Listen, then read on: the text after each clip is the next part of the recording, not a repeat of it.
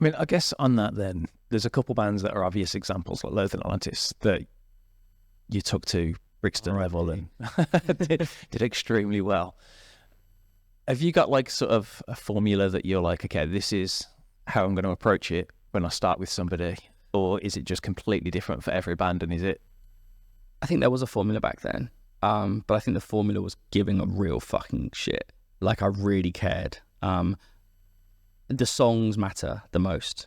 And I think that LTA self-titled record, when I got involved, Havana Falls and Worthless Liars, like both, regardless of my involvement, undeniable records that I think would have done really, really well, regardless of if I was involved. But I think with both of those bands, it was like we had a vision and we really went for it. Like that LTA self-titled campaign, they'd been dropped by Island, gone out of management. They came to a Havana show actually at Southampton Guildhall, and Eddie played me, I think it was like Criminal and English Kids in America, like on headphones, and I was like, oh my God, like I have to get involved with this.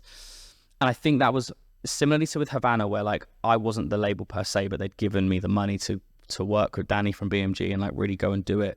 I'd just done my label deal with Sony at this point. So the LTA thing was like, right, like we've done this with Havana in one guise.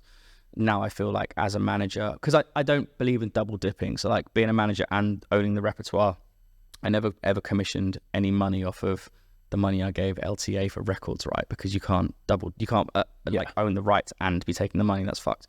But I think like being so entrenched in that campaign, because I was like, I've got so much skin in this game. It was the first release on my label. Like I had a real point to prove. So I'd stopped working with Havana. So I think subconsciously I was like, fucking come on, let's go for this. And like we just went for it with LTA, and it was crazy. And bizarrely, it was 10 years ago yesterday that Here We Go got premiered on Zane Lowe. It's the hottest record in the world. Awesome. And the beautiful story of that is that song wasn't even on the album. It didn't even exist until about 5 weeks before. The album was done. Dan Lank had finished producing it, gone off to Neil Averon to mix it. And Mike and Dan were just like fucking around with some B-sides and sent Here We Go. And then everyone was like, oh my fucking God, this is the song. So we like rushed it, sent it to Hayley Codd, the radio plugger, sent it to Zane Lowe. He loved it. It was hottest record. And then literally within like 6 weeks, it was on the radio on A-list, and the band went from, we did an underplay show at Dingwalls, and then that whole campaign just went like crazy. And I loved that period of time. But I was 25. I mean, that's so exciting though, isn't it, when you're seeing it happen? Especially when you're young and it's the first time you're seeing it happen to that extent and that fast. Like, it was crazy. And I just joined Red Light as well. I think I was a year into Red Light. So it felt like, you know, the new kid they'd brought in who was like, I was like 15 years younger than anyone else in the office, or 10 years younger. And I felt like I was not proving something to them, but it's in a good way. I was like, oh, I'm fitting in. Yeah. I'm doing what you guys have done. And yeah, it felt really, really good. But yeah, I can't believe that was 10 years ago. It's crazy. But this is the thing, like now, if I was to meet like a 24-year-old manager, I'd be like, fuck man, you're so young. Like, you know, how's it going? And then I think back to me then, and I was like, oh, I'd like done Havana. That's what's crazy. Like I'd graduated from Havana at 24. So what happened with Lower Than Atlantis? How come they did split up when they did?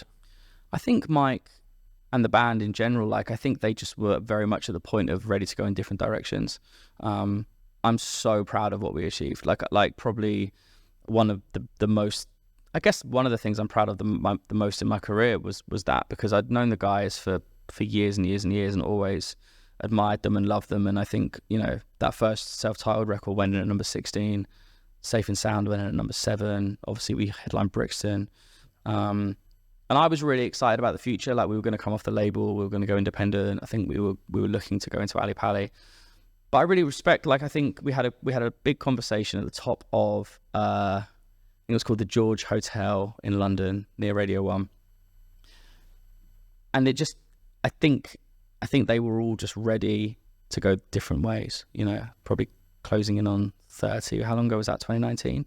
Yes, they were all closing in on 30, and it just made sense for them to go different ways. And like a couple of them had other businesses that were doing their thing. I was gutted, but I think ultimately speaking to them now individually, like they're all so happy. Sometimes you've got to know when to call it. You Meet Six, great example. Yeah. Like, you know, old pals of mine, and have watched their career from them crashing on my sofa in like 2008 all the way through to now. And like, you know, they're going out on a Wembley Arena. Fucking brilliant. I mean, it's a pretty good way to go out. Yeah, and that was the thing. Like Mike always said, you know, I think there's a good Kurt Cobain quote, isn't there? Like, it's better to burn out than to fade away.